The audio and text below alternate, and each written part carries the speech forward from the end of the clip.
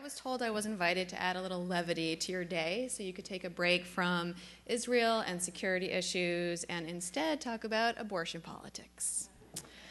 So I work at NARAL Pro-Choice America, and for those of you who aren't familiar with NARAL, we're a pro-choice electoral and lobbying organization. So unlike some of the other speakers here today, I think it will be very clear that I am an advocate, and I think it will also be clear which candidate my organization has endorsed.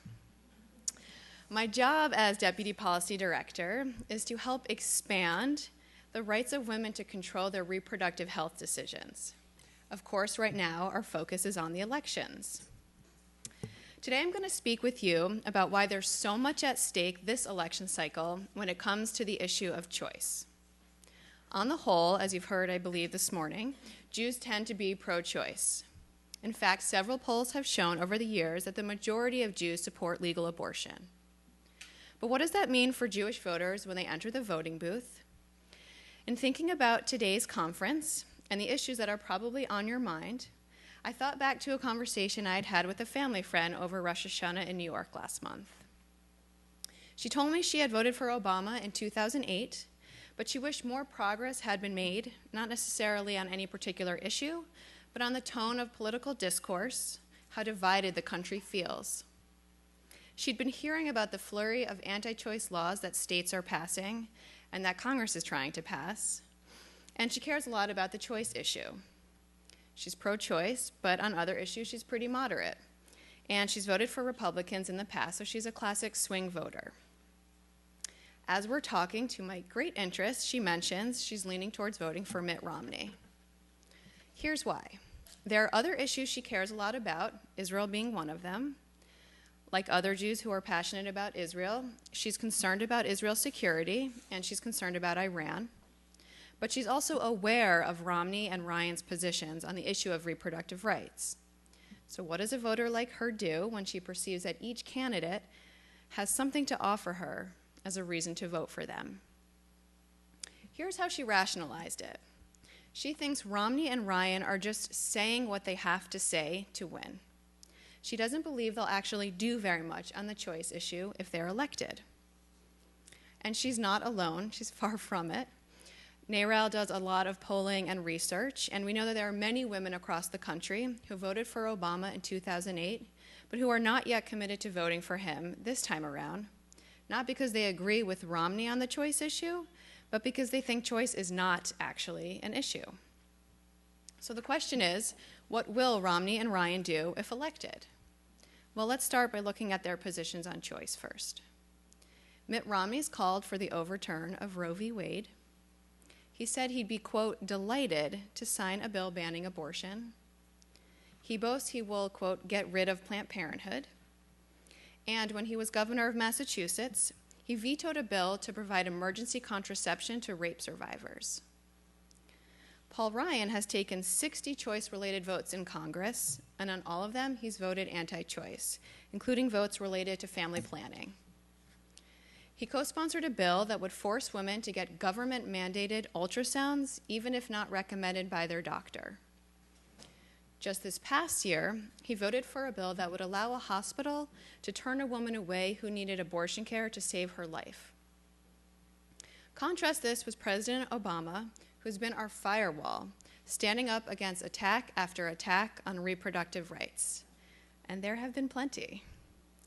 Obama won passage of the Affordable Care Act, which will bring 30 million Americans into a healthcare system that includes better access to contraception and coverage for maternity care.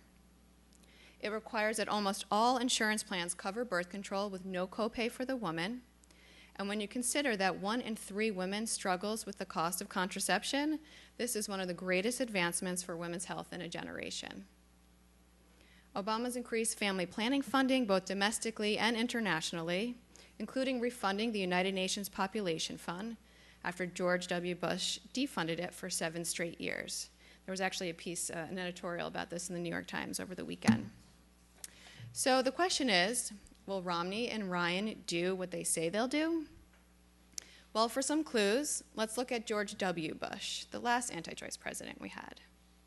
In 2000, when Bush ran against Gore, he and his surrogates kept the choice issue as low profile as possible.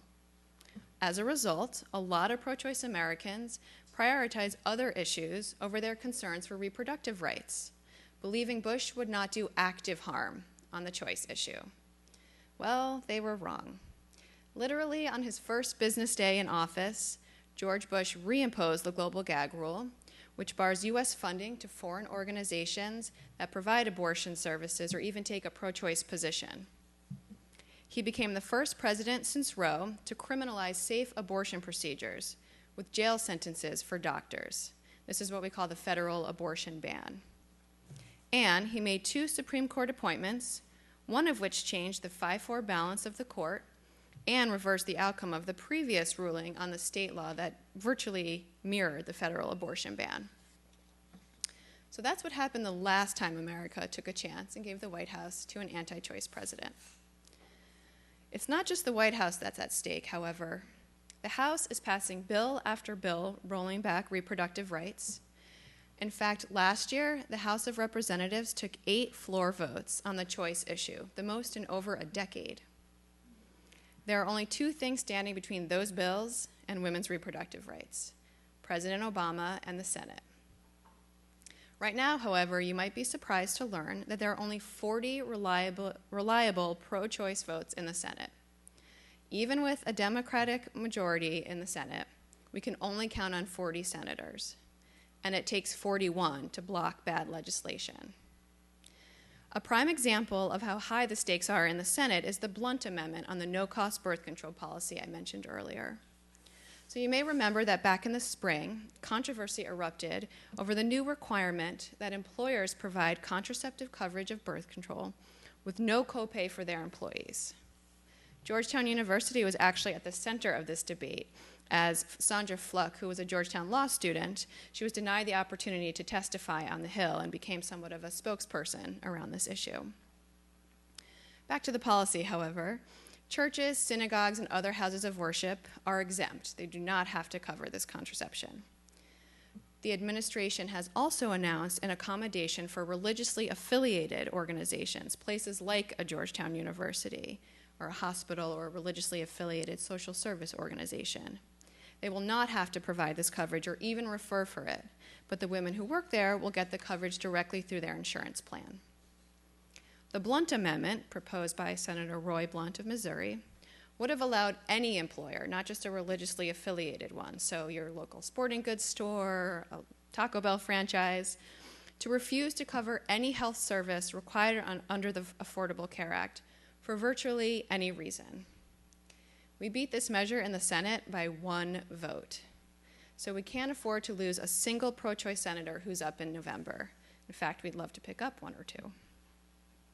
So it's our job at NARAL to make clear this issue's at a tipping point and that Romney and Ryan will do what they say they're going to do. States are passing anti-choice laws at a rapid pace. Last year alone, 69 new anti-choice laws were enacted in the states, which was more than double the year before.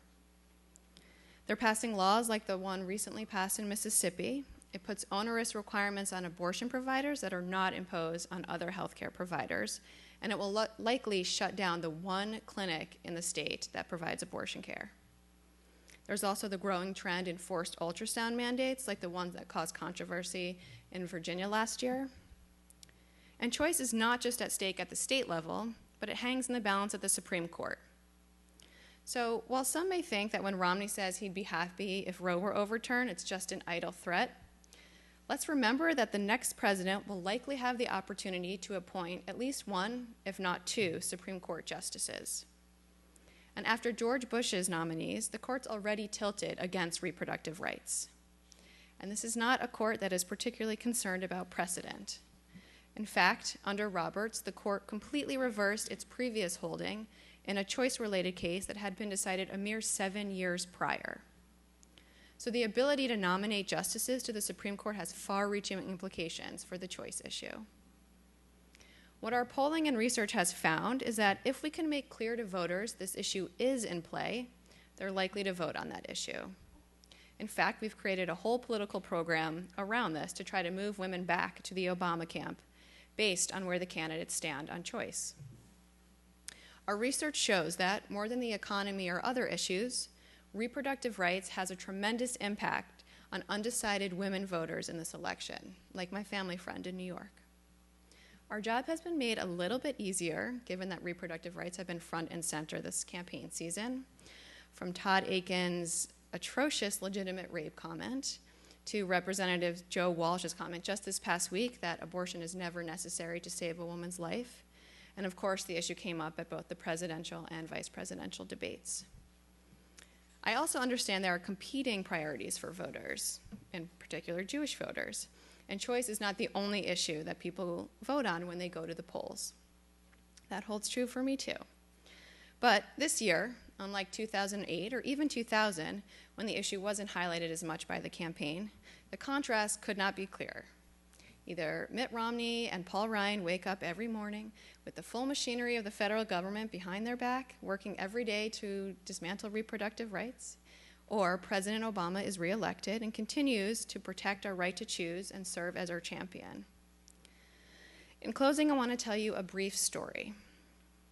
On his first business day, as I mentioned earlier, when George Bush reimposed the global gag rule, immediately there was a flood of phone calls at the Dayrell front desk. I voted for George Bush because his wife said she's pro-choice, because I thought he'd lower our taxes, because I figured that's just what you say to get elected. I never thought he'd actually do anything on this issue. Dayrell has to fight it. Well, we have been, and my hope is that Jewish voters will see just how much is on the line this election when it comes to the choice issue when they go this year and enter in the voting booth. Thank you.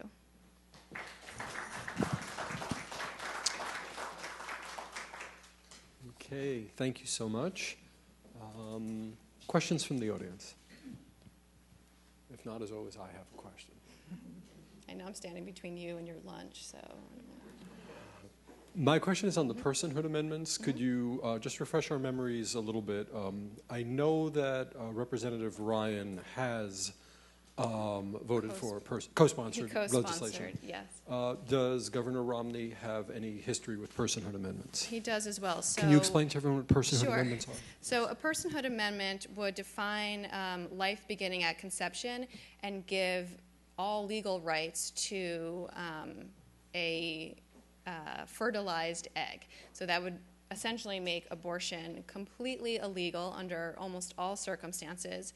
It would ban most common forms of birth control. It might end stem cell research and could possibly threaten in vitro fertilization. So it's very extreme, and there's a large personhood movement that's sweeping the states.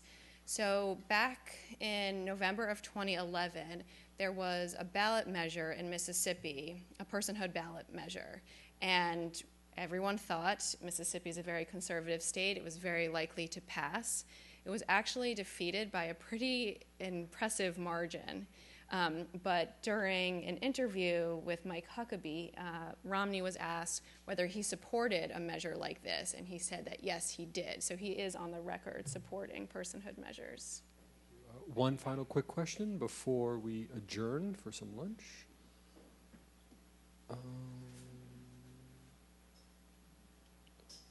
The polling in the Jewish community, somewhere around, if I'm not mistaken, 93% of Jews. Do you see any blip, any change, 10-year, 20-year, anything changing there? Or has it remained consistent and will remain consistent in your opinion? It has been consistent, and I expect it will stay the same.